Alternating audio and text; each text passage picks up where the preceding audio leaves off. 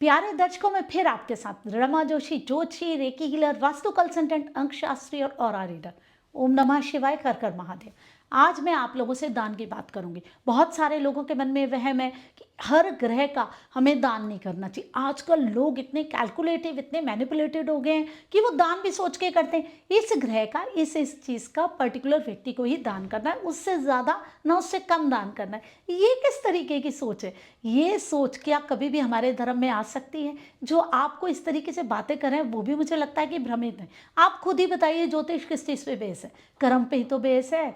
अगर किसी भी व्यक्ति को आपके सामने किसी चीज़ की ज़रूरत है तो आप उसको दान कीजिए, वो आपका अच्छा कर्म है। कोई व्यक्ति आपके सामने परेशान है, आप खुद भी परेशान है, कोई आपको दान नहीं कर रहा है क्योंकि उसको उस समय वो दान नहीं करना है, तो ये कितनी गलत बात है ना। फिर दान का महत्व ही क्या रह गया? दान का महत्व तो तब है जब आप उस व्यक्ति को दे रहे हैं जिसको दान की उस समय ज़रूरत है।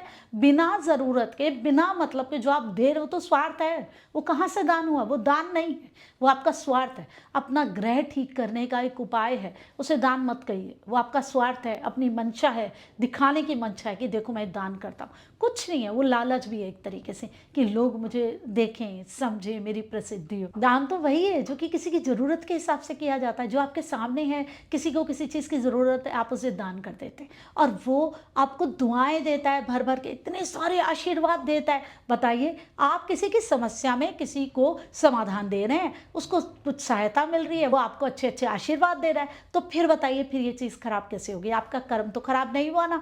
तो ज्योतिष के हिसाब से, हमारे कर्म के आधार के हिसाब से, तो आपने अच्छा कर्म किया, फिर आपका नुकसान कैसे होगा? आप लोग दान करते हैं बिल्कुल कैलकुलेट करके, इतने मैनिपुलेट हो गए लोग, कैलकुलेशन करने लग गए दान में। अरे बहुत गलत बात है, छोड़िए। इस ग्रह के हिसाब से मुझे इसे ठीक करना है, यही दान करना है, यही सब चीज़ें करनी है, छोड़ दीजिए। इतना सोचना छोड़ दीजिए, इतना नहीं सोचने को बोलता हमारा धर्म। जिसको जिस चीज़ की ज़रूरत हो वही दान करना ज़रूरी होता है। इससे कोई आपका ग्रह वीक होने वाला नहीं है। जो आपके मन में लोगों ने डाउट डाल दिया, लगता है वो भी भ्रमित है। ऐसा नहीं है।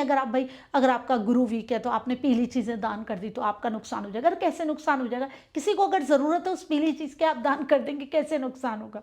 पॉजिटिविटी तो आएगी। कभी भी दान नेगेटिव नहीं हो सकता, नेगेटिव एनर्जी को नहीं ला सकता है। चाहे कोई भी आपका ग्रह वीक हो, मजबूत हो, कुछ भी हो, दान कभी भी किसी भी सूरत में किसी की ज़रूरत के हिसाब से अगर किया जाता है तो नुकसान नहीं किया जाता है।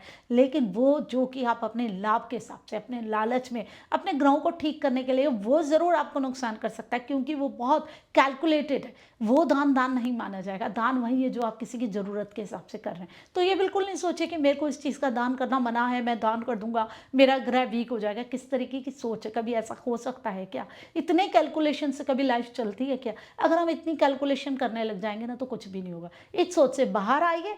जो आपको ठीक लगता है, आपके सामने जिसकी ज़रूरत है उसको दान कीजिए। सरल बनिए, सहज बनिए, यही तो लिखा है ना ग्रंथों में। इतना कॉम्प्लिकेटेड बनने की, इतना सोचने की बहुत ज़्यादा ज़रूरत नहीं होती है। एक दूसरे से प्यार कीजिए, लोगों की ज़रूरत में उनको सहायता कीजिए, वही सबसे बड़ा दान होता है। किसी की ज़रूरत में उसके काम आना, ये सबसे अच्छा कर्म है। वो कभी भी आपके बुरे कर्म की तरफ आपको नहीं ले जा सकता, आपको नुकसान नहीं दे सकता। इस चीज़ को समझिए। वीडियो अच्छी लगती है लाइक ज़रूर कीजिए, कमेंट करिए, सब्सक्राइब कीजिए अगर ऐसी वीडियोज़ मेरी अच्छी लगती हैं।